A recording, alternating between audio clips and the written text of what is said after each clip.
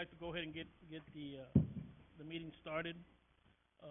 Just make sure that you have signed in and that you counted present. I'd like to go ahead and ask a couple of new members that are here if they would go ahead and introduce themselves and introduce themselves to the committee here. Johnny C. Ortiz. Hello, my name is John Ortiz. I'm with Sunrise Builders.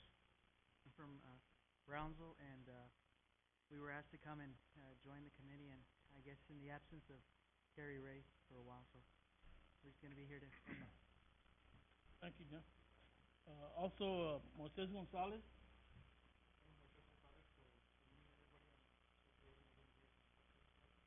To work extremely hard with Mr. Tapia, Mr. Arteaga, in those areas that we have promised our community that we were going to fulfill. You will notice from this day forward that I am going to be giving you massive amounts of information. And we are going to have pictures, we're going to have details for you, because this is the goal that I see here. In the future, we're expecting Brownsville to grow tremendously. I mean, you can see it now. The corridor is opening up and people are coming in. This probably means in the next few years that there's an opportunity for us, or there will be an opportunity for us to maybe go out and have to build more schools, which means another bond election. If I can provide you with all the information that you need to see that we are doing everything that we told the community that we were going to do, you are going to be my knights of shining armor to help us if that other election comes through. So I want to make sure that everything that we have promised, that I'm going to give you all the information to make sure that it happens for you. Thank you, sir. Thank you very much. Thank you. Certainly welcome you to the committee, I guess, and also congratulations on your appointment, your promotion. We look forward to working closely along with you and all this inventions that we have going forward. Also, at this time, we'd like to go ahead and I guess that we would ask Mr. Tapia to go ahead and start with the item number 3, which is the presentation of the ADA project. Yes, thank you, Mr. Barbosa. What we're doing at this meeting is something a little different from the previous meetings. Is all the early on meetings, the big highlight of the bond is that new high school, and we got a new middle school, we got 2 elementaries, and that's been the big focus of this committee so far. Selecting architects, looking at designs, and getting the schematics going. And we've spent so much time on that we haven't, up to this point, really spent any time on the other projects that nobody really seems to talk about. But we have everything here on your agenda is what is not new schools or even the classroom wings that we heard at the last meeting. These are the other projects that I wanted to have some time to bring to you and update you where we are, because we have done some things there. And all the financial reports we've been given, the district has decided, and it's been in place for a while, is that we want to do this work in-house with our maintenance department. They have an ADA crew, and Mr. Arteaga is our administrator for maintenance, and he's going to give a presentation of what he's done up to this point and what he'll be doing in the future. Mr. Arteaga, go ahead and Thank you, sir. present the ADA. As Mr. Tapia said, my department has been given the responsibility of bringing this district into compliance. And what I wanted to do tonight is not simply to give you numbers of the budget, the amount, and all of that, but to give you a little history also behind as to why BISD has an ADA plan. If you go to the binder that I've given you, I gave you a little binder, a little pamphlet there. That's titled BISD Bond ADA Projects Report. And you open that Mr. Tapia did with the help of administrators from campuses, with the help of public input, with the help of a consultant, Mr. Robert Buck, I think was the name, and with the help of an architect, Mr. Stanford Knowles. They got together, they worked on a plan, they developed a plan, and therefore we have a BISD plan that came about in the year 2002. After 2002, then BISD began working on those items that are listed on that plan. So moving on, having said that, moving on to tab number 2, I've given you, and this is only a plan that affects one campus. We need to keep in mind that we're dealing with 62 facilities in BISD. Every facility was surveyed. every facility, all those items that deal with ADA, all those issues that have to do with ADA that hinder the use of buildings by individuals with disabilities were identified. They were listed. If you look at that plan there on tab 2, it gives you every imaginable item that might hinder an individual with a disabilities not being able to participate or not being able to use a BISD building. And it's very specific. It itemizes everything: doorways, water fountains, partitions, hallways, ramps, sidewalks. The plan simply calls that for every campus, you must provide accessible paths from the office to all buildings within that campus. It talks about counters in libraries. It talks about the usage of platforms in gathering areas, that you must provide either a lift, you must provide a ramp, make it accessible, and it goes on and on and on. If I had the time, I would cover it, but it gives you pictures there. Whoever came in, the consultants, they actually went to every campus, and you can see by the pictures there that they were very specific, very detailed. They noted exactly what needed to be done at each one of these campuses. This is only one section of the Iturria plan.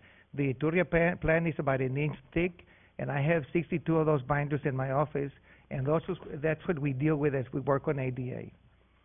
Moving on from tab 2 to the funding.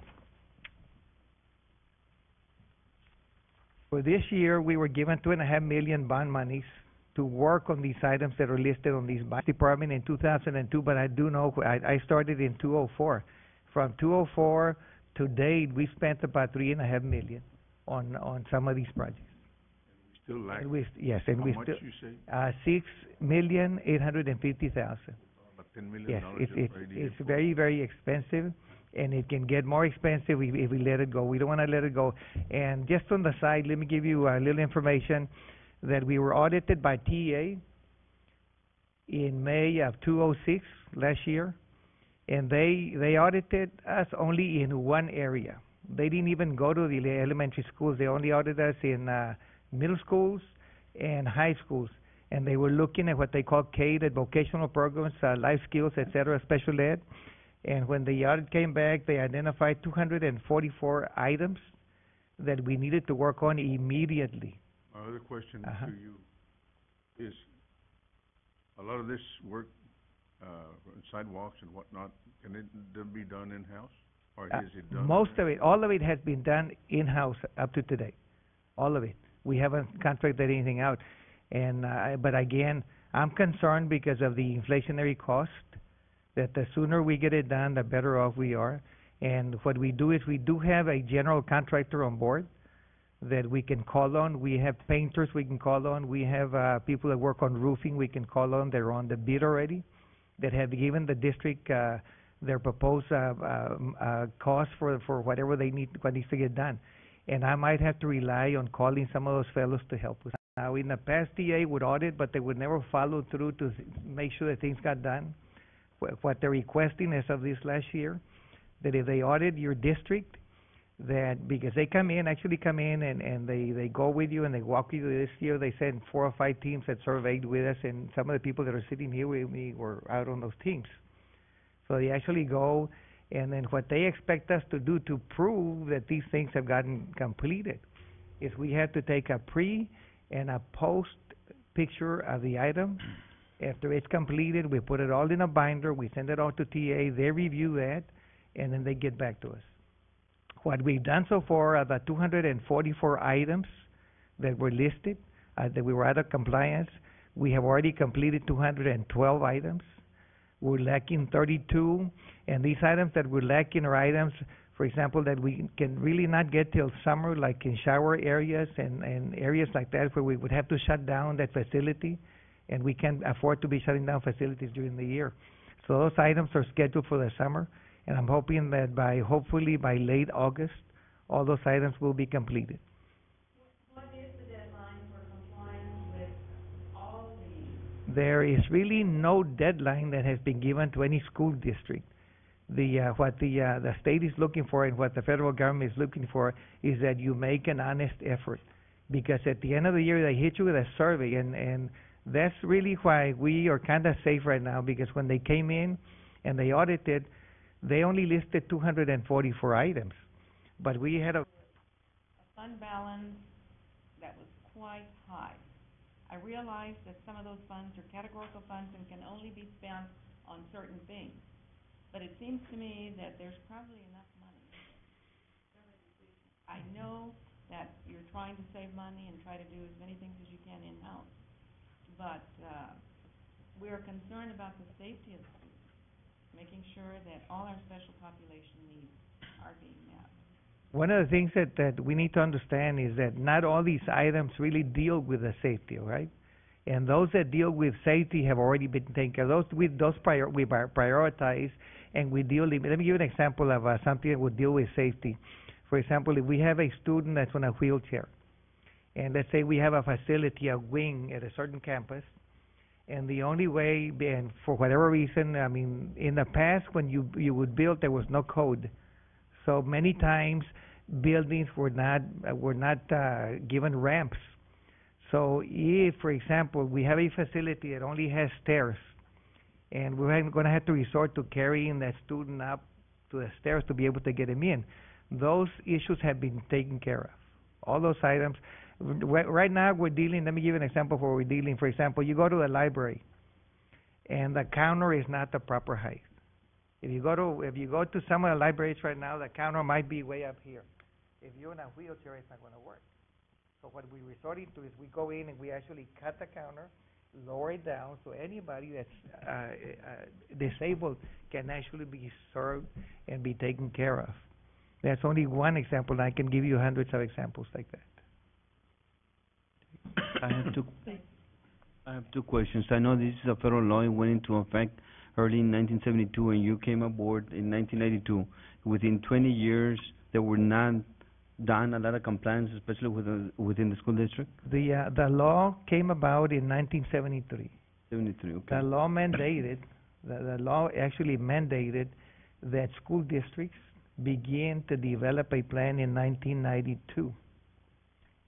In 1992. No, I'm sorry.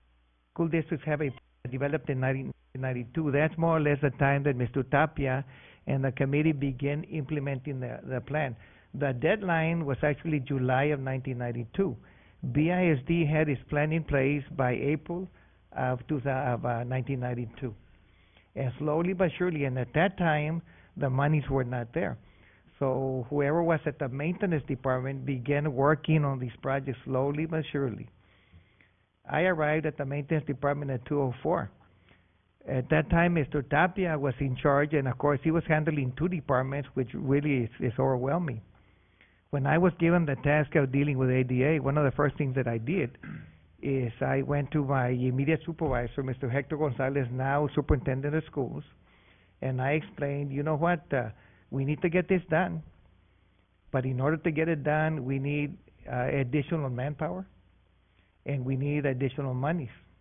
And he was great. De La Peña as well, our concern is the kids, and on your own personal opinion, where do we stand right now? I think that if we look at all the issues remaining, I think we're at about between 50 and 60% to be in compliance. And I'm hoping that between the next 2 or 3 years, we can BISD can be fully compliant. And of course, we can never say that we'll be fully 100%. compliant, because we might fix one. Let me give you a prime example. One of the big issues right now that we're dealing with is signage. At every campus, we have 62 facilities. We have to make sure that we have the right type of signs at parking lots, at restrooms, at entries, et cetera, et cetera. Many times, we'll go in the campus, we'll spend the monies, we'll set up, and I think his first name is Mr. Ken Otten. He's been our consultant for the last 2 or 3 years. One of the things we do, and not only because we want to comply with TA, because we want to know where we are at also. Anytime we complete a project, we give the information to Mr. Otten. He loads it up on the website, and it gives that website is excellent because it tells us exactly where we're at. Any other questions? Any other questions you might have? Mr. Sayas, yes, sir. How did you determine how much monies and where the bond monies were supposed to be utilized? Because in this budget you have here, 6.8 million is district-wide. district-wide, Out of that, 2.2 is bond money, right? bond money, is right. So the difference of the 4.6 million comes from the fund balance, I assume? Exactly, from local 199. We've been, up to this point, we've been using local 199 monies. Okay. Every year, the district has put into that account, into that budget, at least $1 million, $1.5 million.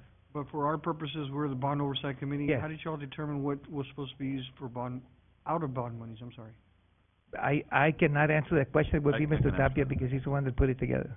When we first did the projections and budgets for everything we wanted to do, in planning for the bond issue, we had over $200 million worth of stuff we wanted to do. And then after several meetings, it was determined, based on the financial consultants, that the most we could do was $135 million without raising taxes beyond what they wanted to do. They set a cap. So we knew we needed the new schools, the number of wings, and how much is left over. We had to prioritize, trying to speed it up, because the longer you take, the more it's gonna cost you a few years from now. Other questions? Yes, excuse me, how do we know, let me rephrase the question, how do we know of the 2.5 million that we're responsible to watch and keep an eye on? How do we know what projects that money is allocated? I know there are 6.8 million. Are we just saying the first 2.5 million spent is acceptable, or are these allocated to specific facilities and projects in the back that we have to keep an eye on? Basically, all the items are listed in that consultant report, lists all the violations, and Mr. Arteaga just has to prioritize and define what is it that's the most important right Anytime we now. work on a project, one of the first things we have to do is generate a work order, a specific work order by campus in a library. The library is visited by almost every student in that campus. It's something that's very important. As versus, for example, if an object is, let me give you an example, a water fountain is not the right dimension, the right size. So we go down the list and we do those priorities. And believe it or not, it doesn't take much, because the campus administrators and the faculty at the campus and even parents are excellent at helping us prioritize. When there's a situation at a campus that needs to be taken care of, we hear about it right away, through a work order, through a phone call from a parent, and many times we go and actually visit the campus, and we realize, you know what, yes, this is more important than this one, let's get it done. Items to be paying fines. So right now, that to me would be the priority, those 34, and some of those 34 items are high-ticket items, because when you go into a dressing area, and you have to redo that shower area, that restroom facility, et cetera, that can be very costly. John? Quick, have you done a research, obviously the goal is to get these items done for the BISD. Have you done the research of what it costs in-house and bringing an outside contractor, if there's a big difference in it? Yes, go ahead. And if there isn't a big difference in it, I guess it would be good to bring in the outside contractors to help you out, but We've done the research, and like Mr. Tapia said a few minutes ago, anytime we go on the outside, cost. it'll cost, because it's not only a group of people that have to go and get a permit from Mr. Gomez and get it done. Now we have to involve engineers, architects, et cetera, and that's where that money is going. It's not really, most of the money's not going to take care of to fix a problem. It's going to pay everybody else that's in between. So that's why we've been relying on in-house. The other thing that you could do is if you know of a budget of how much it's gonna cost of, let's say, in-house, and say, okay, well, you know what, we can go 10% more, 15% more, and actually put it out and say, you know what, to go to a contractor and say, you know what, we have this money allocated, can you do the job for this amount? And maybe it works both ways. He gets a job and you guys get the work done, and basically you continue to move on getting the items resolved. It's just a suggestion. Just a quick question, sir. Is there any other monies allotted to the ADA projects other than that of the 2.2 million from the bond? 2.2 million, plus if we need more monies, local 199. The district will give us local 199 money. We have a fixed amount already for that, or? When Mr. Tapia was there, they were giving the account 700,000, and then they moved up to about $1.5 million per year. So you have those local funds as well, in Right. addition to this bond Right. money. Oh. Have we ever What's applied budgeted for any next grants? year is 1.5 million. We haven't gone through the budget process for next year, but And I'm gonna answer Mr. De Leon, and I'm glad you asked that question, Mr. De Leon. Minute. Oh, go ahead, I'm sorry. Just a minute. Who? He hasn't asked the question yet. You may have, Look or research and look for funding, especially to get from the federal, any federal programs that might be out. No, but that's what we discussed a few minutes ago, that Mr. Springston's gonna be looking at that, because he says that he is aware that there's some grants out there that we can apply for. any other questions? Okay. I only have one suggestion, we can go before we go into the next topic, is that, we're here to look at the bond, how the money's being spent, and a lot of questions have been asked about it. When we put money from the general fund and the bond money together, we need to separate it. We need to separate and determine, we're not asking you to, spend it here, spend it there, but at least to know where it was spent, and that it was the 2.5 million that was being spent, not the. Being spent as that proposition stated. That was one of the other questions that I was gonna ask, was for that high school, the money that was put for the new high school, ADA money is already included in there from that money, correct? that's correct. So this ADA money is totally and separate from each individual school that was put in there. Only for the existing schools we have right now. And also, if you look at the back of the report, we have the financial report. Under ADA, 2.5 million. We still have 2.5 million. We haven't designated or spent, earmarked any monies that he has spent so far on this bond money. Where you at? The very back of the, this package here. But that's something that Mr. Arteaga was gonna be working with me and Mr. Fuller. When we see that his work orders qualify for ADA, then they're going to be earmarked out of this account. Okay. And that's the list that he can provide for you. Let me get it, what you're saying in the back page, where it has money allocated for the ADA projects, 2.5 million, and then it says up to date expenditures, 278,000. That has not been spent yet? That money has already been spent. I'm looking at the next page, let me see. Directing the question to Mr. Tapia. Go ahead, sir. I see ADA total, contractor 2.5 million, balance 2.5 million. He's looking at. No, this one.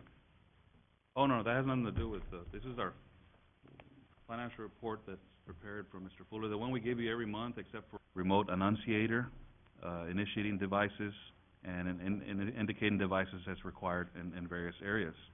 It's also, ADA comes into this, because you have to have them every so many feet, they need to be visual, audio, and, so many feet apart, and certain heights and things like that. And we're also gonna have a single central control and monitoring station where it'll signal off at our security department. Right now, the system goes off, unless you're there, nobody's gonna know it went off. So we're trying to integrate it all, where it'll ring or indicate at our police department that there's a problem so they can send a unit right away. Recommended design strategies, it's on page 4 of that report. Design in accordance with an NFPA, that's National Fire Protection Association, TDLR and ADA people to make sure that that complies. On the bid package, we're gonna be splitting up in 2 bid packages. The first one's gonna be Falk, Oliveda, Perkins, Stell, about a $500,000 budget on that one. And package 2 will be Burns, Clearwater, Cromack, El Jardín, Garden Park, Longoria, Martin, Bettis. Basically, it's the middle schools, which are the bigger schools, and then your smaller schools. It's about $730,000. There on page 5, it shows you the design schedule. The document should be 100% done by January 28th. Start advertising early February. Proposals will be in on February 19th. Awarded on February 22nd. Notice to proceed issued on March 5th. Projects, we're hoping we get two separate contractors, so they're both done at the same time and faster. They're anticipating completion by September of '08 on these fire alarms. Moving a couple of pages on intercom, there should be a brown pages on there, unless you got a white copy. Yeah, you got a white copy. It's a report for maintenance. The intercom, there was 8 schools, and we have some technicians in-house that we were able to do it in-house. Richard Galvan attends some of our meetings here. I don't know if he's here. He's in that room over there. He's not here today, Richard? Him and some other people did the work. And if you look at that page there, intercom replacements, they've already completed 5 schools. And there's 5 schools that These are only proposals or estimates? on which document are you looking? On any upgrade on the fire alarm and intercom and all that? The report that was done, these are actual costs. Okay. They've already expended these, they bought the materials, they're just trying to do the work and finish up the work right now in-house. And of course, maintenance, those costs by labor, vehicles and all that, that gets absorbed by the district out of local monies. So out of bond monies, it was just the materials. No labor. No labor. It's done by maintenance, so that's, No it's labor picked out of costs. local monies, Mr. Tapia, which they're already employed anyway. is this list complete for maintenance? 'Cause the list that's given on the 8 schools that you listed over here, the intercom, intercom system upgrades, they don't, not all of them match. Let me see. East Porter,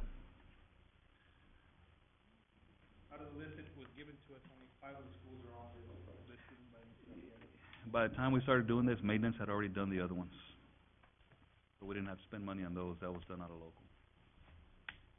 Because we're getting pressure from the fire department, if you don't comply, you're gonna get a citation, you're in violation, safety of the kids, and about a year ago, there was articles in the newspaper that, we're out of compliance with fire alarms, so there was a big priority in getting those things upgraded, so before this whole bond was going through and, maintenance had already done them to comply. What was the date that the money had to be used? The bond money? We have 4 years, maybe a year, 3 contracts. So we decided to split it up into 4 packages. Lopez is such a big dollar item, $1.5 million, that's gonna go out by itself. Package 2 is rooftop replacements for, Oliveda, Clearwater, Garza, Lincoln Park, Martin, Putin, and Resaca at $2.8 million. Package 3 is gonna be, rooftop replacements at Lucio, Ituria, and, Brownsville Learning Academy at $2.1 million. Package 4 is Russell, Sharp, and Skinner schools at $1.1 million. So we're hoping we get a variety of different contractors, because if we're awarded to the same contractor gets all the low bids, and we're not really helping and getting the work done. And if we can get most of the work done in the summer, it's even better. And then if we get 1, 2 contractors, and it's gonna drag on until, Christmas of the following year or even longer. We have Oscar, what kind of units are you all using for the campus? Does every contractor have to use their own unit, or is it gonna be a specific unit No, that you're gonna be recommended? there's a variety of different kind of units out there, very, very different. There's rooftops, there's split packages, there's the chiller system, air handlers over at Lopez and things like that. The school pretty much, what exists at that school will be replaced. We're gonna use either Lennox or Carrier or Equal, that'll be specified in the spec books. There's different kind of manufacturers for different kind of products, and there's, anything else you wanna add to that, Guillermo? We have different applications, like Lopez High School, we have a chill water system. That one is gonna be probably based on one of the big manufacturers, York, Train, or McQuay. Right now our design is based on York, but there is it's not a single source, somebody else can be the equivalent to that equipment. Now, on the other schools, DX equipment, like on the middle schools and the elementaries, we're using a rooftop type equipment, DX. We're specifying, I believe, Lennox, and Carrier makes an equipment similar to that, so we're getting competition on the equipment. Good quality equipment. Mr. Tapia, is it one firm that's doing the design for all the projects? Yes, And is that being spent with bond money? yes. Remember, we had, split this in 2 packages, and we had recommended, That's what it has. yes, sir. I have a question. You mentioned controls in some of these, high schools or some of the facilities. When you speak about energy management, that's one of the targets you're looking at, aren't you? That's right.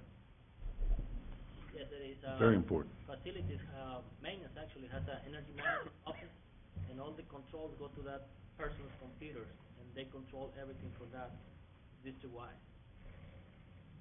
Control the set points, the starting and ending times, the temperatures, humidity controls, everything's programmed through the maintenance department. The schools don't just turn them on and let the system go wild. I was told that, we need to look at the energy very closely and make sure that one might be cheaper than, or less expensive than the other one.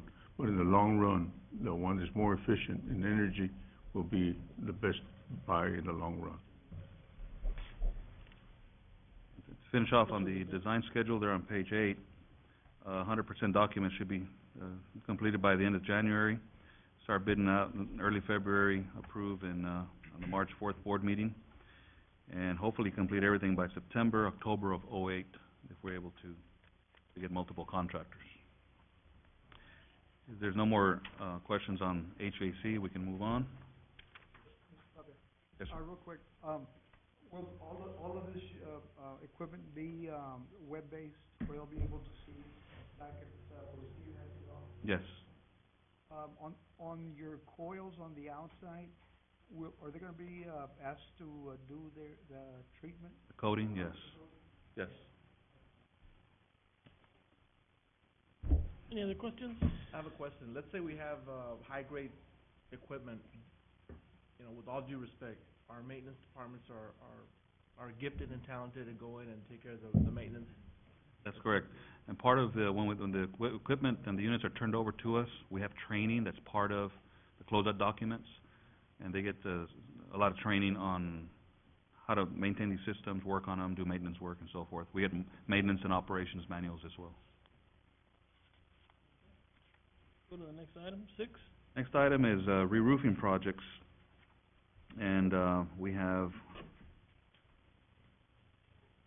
9 schools originally on this list, but when the bond issue was getting passed and all that, we have our standard capital improvement plan, a 10, 12-year plan, and we already had 2 of the schools on that plan that were paying out of local money, which was Putunan and Victoria. So since they were already, we're about to award the projects, we used the bond monies to pay for these 2 already. So these 2 are almost done. So we're ahead of the game on those 2 schools using bond monies. They were separated. So that leaves us around $2.7 million for the rest of the projects. Victoria and Putunan cost about $1.1 million for those 2 schools. So that's about $650,000 per school that we spent on re-roofing pretty much the entire campuses. 250? $650,000 per school on the average for Putunan and Victoria. So yeah, the original budgets were $450, but they came out at $650. You're $200,000 over? That's, well, because of decking problems that we're not seeing, or? no, the reason for that is when this budget was put together, it was like 2.5 years ago, or 2 years ago, right around the Katrina thing, and the Emily hurricanes and all that, that after that happened, everything just went up 20, 30, 40, 50%. Oil prices? Oil prices and everything. So that's something that I'll go over here, that we're gonna work with our roofing consultant, Mr. Hovar is here from Antec Roofing Consultant, to see what are the alternative type of materials we can use. Is there some buildings that we can wait a couple of years and do them later? But we gotta come up with a plan on how to meet our budget. Okay, so we're gonna use 450 from here, from the bond money, and the 250, the 200 that you, is gonna be local, or are you just gonna say here, tell me that we're already 400 in the hole? That's correct. Which one's correct? The second one? Second option.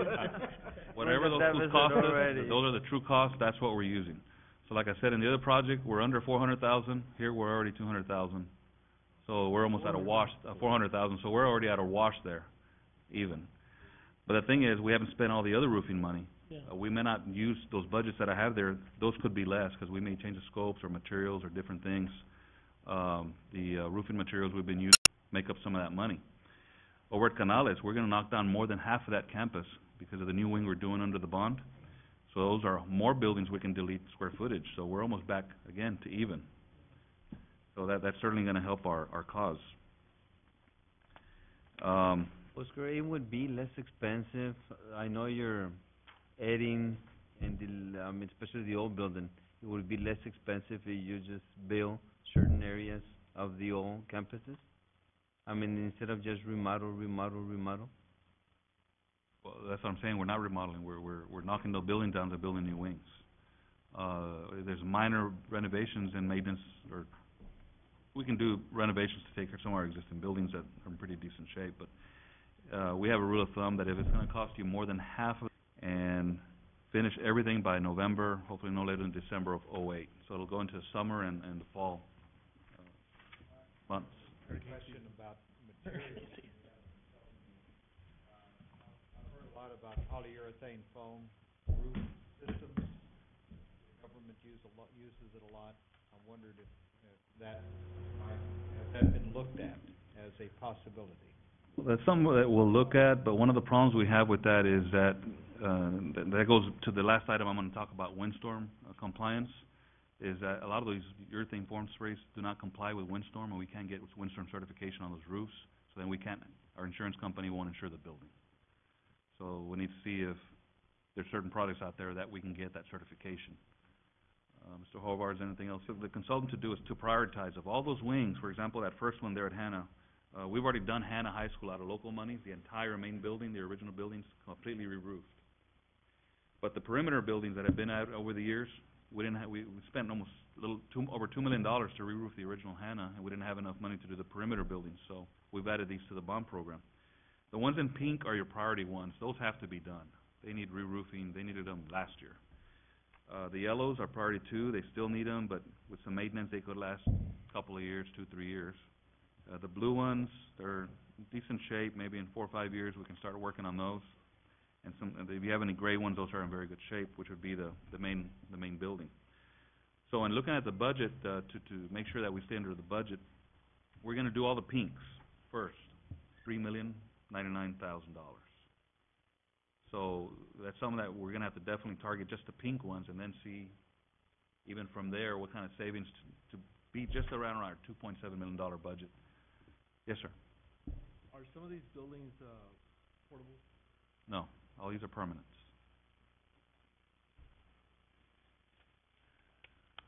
So just by looking at this report, we know that right now we're only gonna target the pink ones. What we do every year, we get budget from local monies to follow our capital improvement plan, and we get around $2 to $3 million per year. Although this past year was the first year we didn't get any money because we had the bond money, but starting this next year, the ones that don't make it here, they'll be on the local list to get funded for this year. Every year we have to do roofs. We have over 6 million square in that amount of time. And bonding capacity. And bonding capacity. For example, on a high school project, you may see that last 8 months to a year for a $2 million to $2.5 million project. On those schools, you might only have 10, 15 roof areas. On the buildings that are identified, there are over 100 roof areas on 7 campuses. So that's a lot of mobilization and demobilization that has to take place. So really, to meet that schedule, we're probably going to see 2 or 3 contracts. Now, it would be best if we could get 1 contract just for the general conditions and the cost of the work, but in terms of time, if it can be looked at for a slightly longer time frame, you could look at multiple contractors. However, as it points out here, there are a lot of campuses that need it.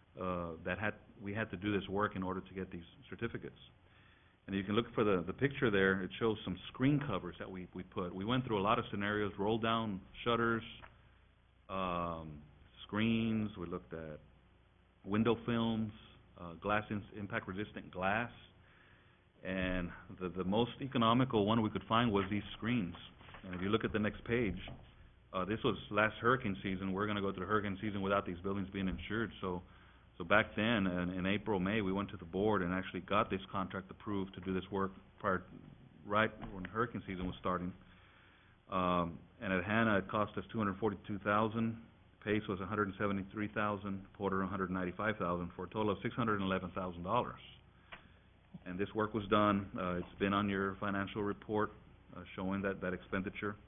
We have $1.32 million to begin with, so subtract the 611. We have around a little over $700,000 left. What do we do with that money now?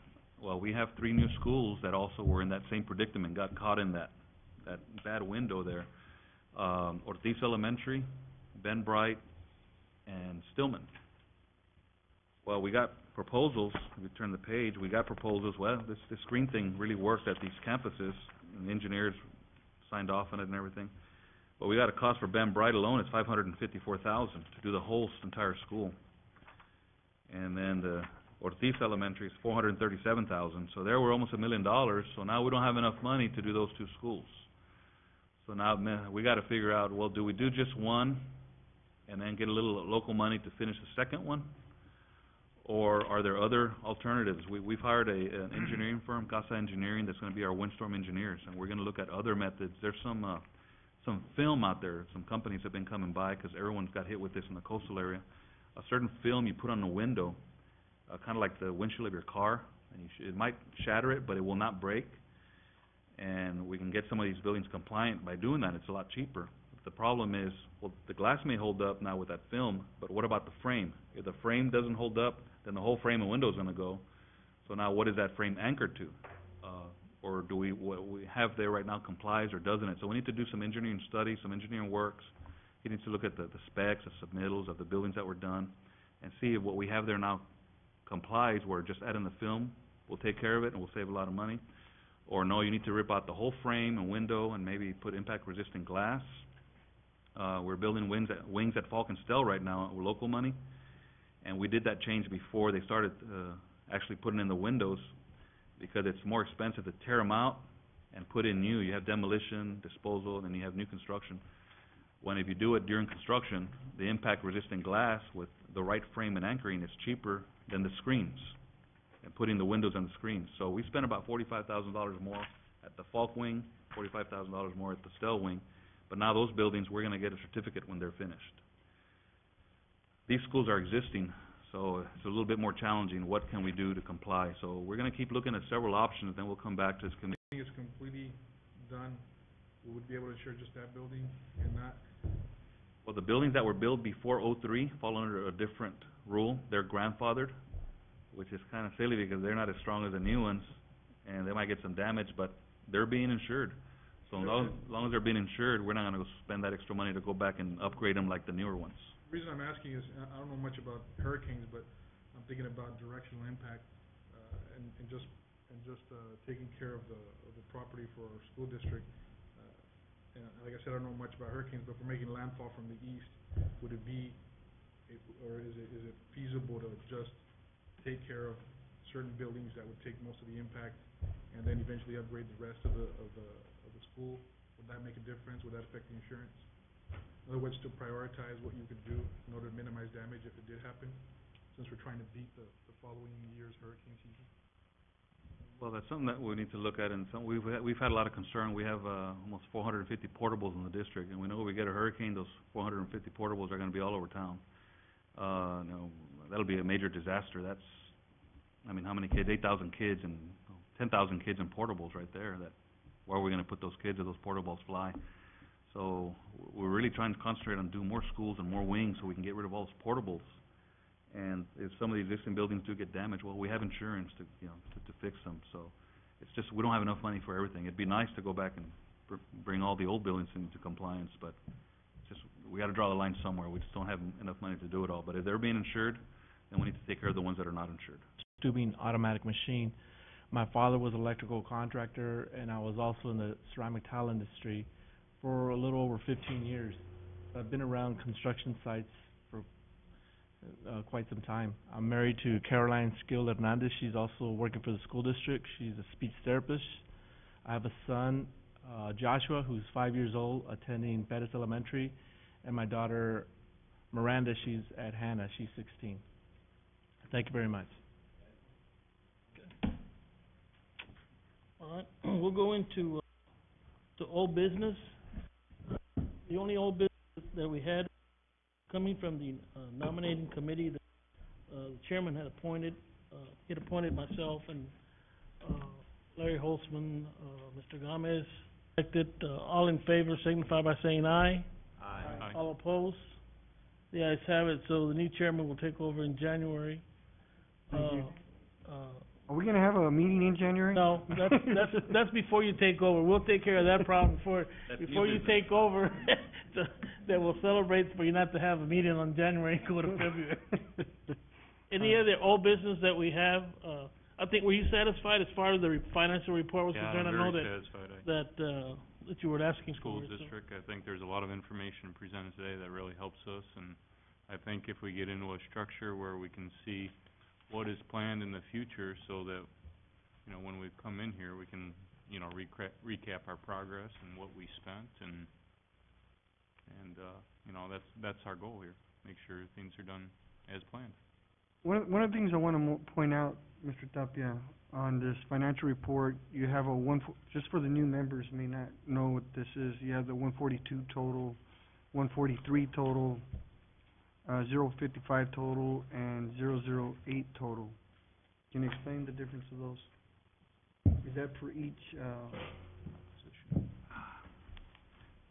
You lost me. Where are you exactly? Well, I'll do it. When, Proposition one? yes, when you're looking at these as Proposition 1, 2, 3, and 4, and each one has been coded 631 for Proposition 1, but we're looking at elementary school 142. And then underneath, you'll see a total for elementary new school, which would be 143. Or just go ahead and type it in. I will visit with him on that, sir. There was, when I joined the committee, Mr. Tapia provided me an overview. There was a page that summarized all that in part of the booklet that could just be put in front of this. Pat can get that to her. It explains each code and line. We can get that for you and provide it for you. Okay, any other old business that we may have? We'll go into new business. Any new business? Only thing that I'd like to be able to take care of the old business before the new chairman takes over is in January. I know that everybody's out here at the building and the school is out at our next scheduled meeting.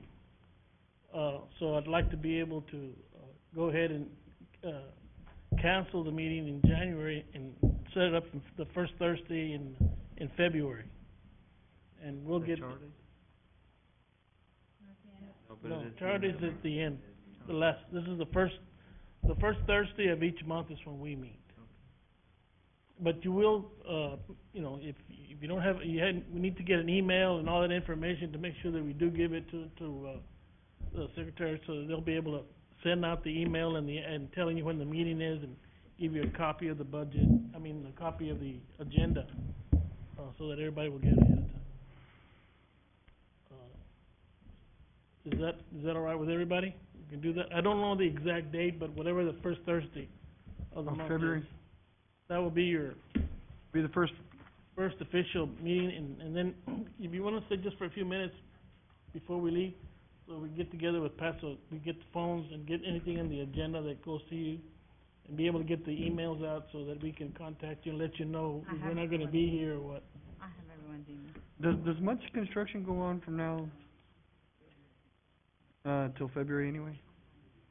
Right, everything's under design right now.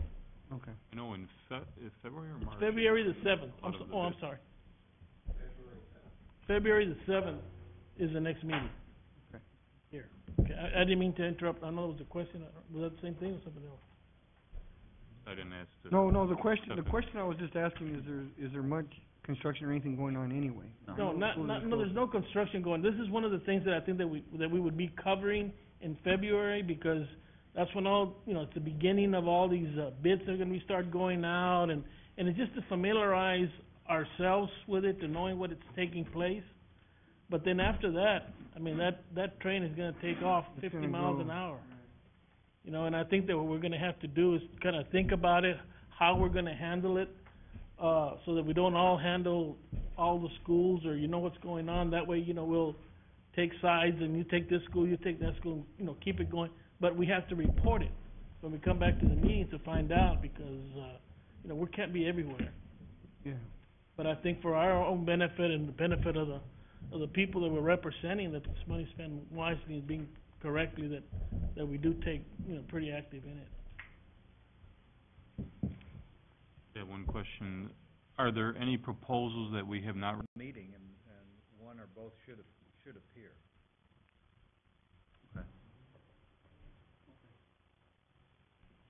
That's, Just to let them know that we're still meeting and December the what's what? going on in this world. What, that's January the what?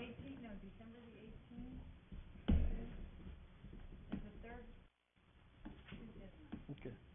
And how about new committee members? Okay. They should go there too. Well, usually that's what I mean, just to be able to say, telling them that, like here, that, we welcome the new members and thanking them for making the appointment, and, the new members were introduced to everybody and they're taking an active part. Just, like I say, just a little report, just so they know that we're here, Point out that, Mr. De Leon and myself were at a board meeting, I believe in November. Okay, any other business? So we'll make a motion to adjourn. Make a motion to adjourn. Second, Motion for to adjourn, all in favor, signify aye. Bye. What do you